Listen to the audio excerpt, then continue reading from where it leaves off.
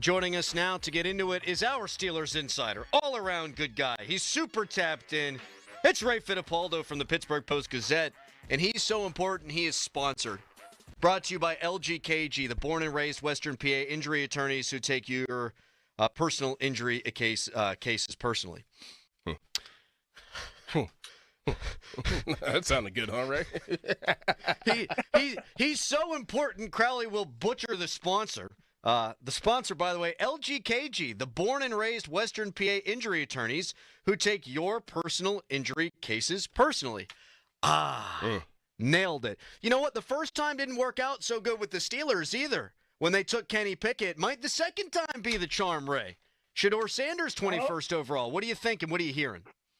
Yeah, maybe Omar can nail this pick. Yeah, I mean, it's interesting. Right now, guys, I'm like 70% it's going to be a D lineman, but, you know, to break it down further, probably 15% running back and then probably 15% quarterback. That's kind of where I am right now. I am acknowledging that Shedeur Sanders or Jackson Dart could be that guy. And, you know, I just think what's going on in the last week, you know, and I don't want to read too much into what Mike said yesterday, but I don't remember Mike ever, like, talking in detail about a college prospect the way he did in that forum yesterday. So we'll see if it's a smoke screen or not, but where there's smoke, there might be fire. And I am acknowledging that quarterback is a possibility at 21. Okay, so I just want to nail this down here, Ray.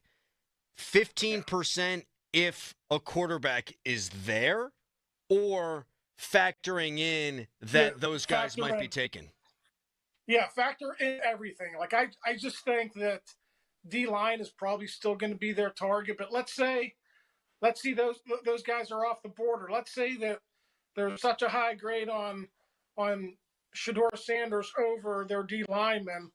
You know, maybe they would end up taking Sanders if they have that grade on them. So we'll see what happens. But you know, I think Omari and Hampton, Shedeur Sanders, I think they're as much in play as a guy like Derek Harmon, Kenneth Grant, or Walter Nolan. What if it is a Marion Hampton? What would you say? How would you feel about that pick at 21? I kind of feel the same way that I would about taking a quarterback at the same portion of the draft, right? Kenny Pickett was pick number 20. I think Najee was like 22 or 24, something like that. And, you know, it would be like, okay, we're over that trauma or whatever you want to say about a failed first round pick, and we're going to do it again. Now, I do think running back is a little bit different than quarterback. You know, I think Hampton is the better prospect than Najee Harris. I think he has more explosiveness. I think there's more big playability there, but it is still a running back, and those guys get banged up more. They got more touches, you know, than any other position. There's a higher risk of injury. So even though I think Hampton would be a good choice, he's a better prospect than Harris, I think you have to acknowledge the risk that there is picking a running back in the first round. Ray Fittipaldo with us, of course, from the Pittsburgh Post-Gazette, and the Fan Morning Show is brought to you by Guardian Protection, your hometown home and business security company. We know the Steelers have the 21st overall pick in the draft. They have the 83rd pick. If you're a betting man, Ray, do you think they get another pick somewhere between 21 and 83? Yeah, I think they would like to, but, you know, you have to have somebody who's willing to move up. And then the most important part of that equation is if you trade down 5 spots, like, you better have 5 targets that you would be happy with. And, you know, I think you guys heard Mike and Omar talk about it yesterday during the news conference. They are so heavily invested in the draft process. Like, they go around to these pro days and they bring these guys in. They spend a lot of time with them. And Mike was saying yesterday, invariably, we are going to like someone where we pick in the first round just because they get to know these guys so well. So, yeah, trading back is a possibility, yes, but there would have to be the right circumstance in order for that to happen. Ray, do you think, regardless, that the Steelers will take a quarterback in this draft outside of the first round? Yeah, you know, It certainly seems that way with the guys that they, brought in for visits and the work they did on the pro day circuit. But the draft would have to fall a certain way. Like the guy they would want, like in the third round, would have to be there. So, let's say I think the way it broke down, they brought in 4 and they went to 4 or 5 pro days. So, there's 9 quarterbacks that they scouted. I don't know how many that they really, really like. Chances are they probably don't like 9 out of 9. Maybe they like 3 out of 9, maybe like 4, 5 out of 9. So the draft would have to fall the right way. I think they're going to take a quarterback, but I can certainly see the draft unfolding in a certain way and then not taking one, and then you just go the free agent route. Who's left among the free agent quarterbacks, and you fill out your roster that way. Ray Fittipaldo with us here on the Fan Morning Show. We have to ask you an Aaron Rodgers question at some point, but I don't feel like doing that now. So Walter Nolan, Kenneth Grant, Derek Harmon, 3 defensive linemen. You figure at least one of those guys, maybe all 3 are there at 21. Who do you like best, and who do you think's the best scheme fit for the Steelers, Ray? Well, I think Harmon and Grant probably the best scheme fits. Probably have to use your imagination a little more with Kenneth Grant because they haven't really had that type of a body type on their line in quite some time. I think he would end up being your base nose, but if you take him that high, he's also going to bump out and play 3 technique and some other spots in sub packages. And we've talked about this before. Harmon, same body type as Cam Hayward, little different type of a player. He's not a Cam Hayward prototype, but I think learning behind Cam would be a tremendous opportunity for him. Nolan is the wild card. Nolan is he's the best athlete of that group, but he's a penetrating 3 technique, and they typically, they don't usually have their 3 techniques play that style. Maybe they would change for him. Maybe they would ask him to, take on more blocks and read and react and that type of thing. But I think Nolan is probably the most athletic of that group. Nolan probably has the most potential, but there would have to be some adjustments made, I think, with their scheme if they took him. No first-round quarterback for the Steelers, and Aaron Rodgers doesn't sign. So that means Mason Rudolph is the quarterback. You think he does well this year? Think he does good?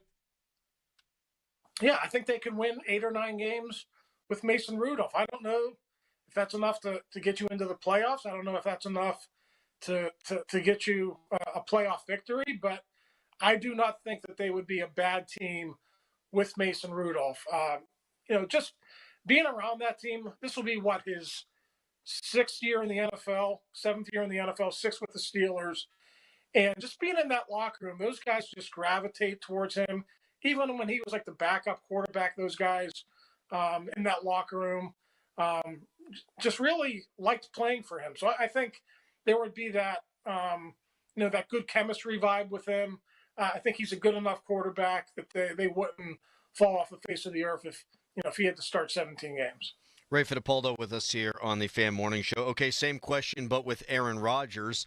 If they'd win 8 or 9 with Rudolph, how many do you think they'd win with Rodgers? And where do things stand with the mercurial quarterback? Yeah, I think there's probably a chance to win 1 or 2 more games with Aaron Rodgers. And listen, maybe if you get the right matchup in the playoffs, he can get you a playoff win. The thing everyone wants to know about Rodgers now is there a deadline? And it certainly doesn't seem like there's a deadline for him. And I think eventually there will be one for the Steelers, but we've been talking about it for weeks. Everyone thought, it's going to be the draft. Well, it's not the draft, okay? Now everyone's pointing towards OTAs. OTAs make sense because you would want him to get that extra 3 weeks with his receivers and his line in May and June. But, I could also see a scenario where they let him walk in at a later point and they roll with him there. Now, that wouldn't be ideal, but I just don't get the sense that the Steelers are all that bothered by sitting around and waiting. I think they have more information than we do, and I think they're willing to let this play out a little bit. Ray, this was wonderful. I cannot wait to talk next week about guys that are on the Steelers roster. I guess one more thing, actually. Yeah. Jerry Jones says he's got a couple of big-time deals he's working on right now. I find it funny. Like Omar Khan didn't want to say jack Like Tomlin would expand a little bit. Omar doesn't want to say Jack. Well, Jerry Jones, what does he care? He's drinking Johnny Walker Blue on his yacht somewhere, probably as we speak right now. He says, yeah, we're working on 2 big-time trades. People have tried to connect dots, like Trey Hendrickson for the Bengals is available. Maybe Tyreek Hill. How about George Pickens? Do you think he'd be on the move? Yeah, listen, every GM is open for business if you give them a great offer that they can't refuse. But, I don't know that the Steelers are going to get that type of an offer for George Pickens just because of some of the baggage that comes with him. But, yeah, listen, if you can get a second-round pick for George, I think they would do that. But if not, I think they're more than happy to carry him on the roster going into the season and hoping he has a good final year with the Steelers before he heads off in free agency. Raymond, this was wonderful. We'll talk to you next week. Thank you for your time. All right, guys. Talk to you later. Thanks, Ray. See you, buddy.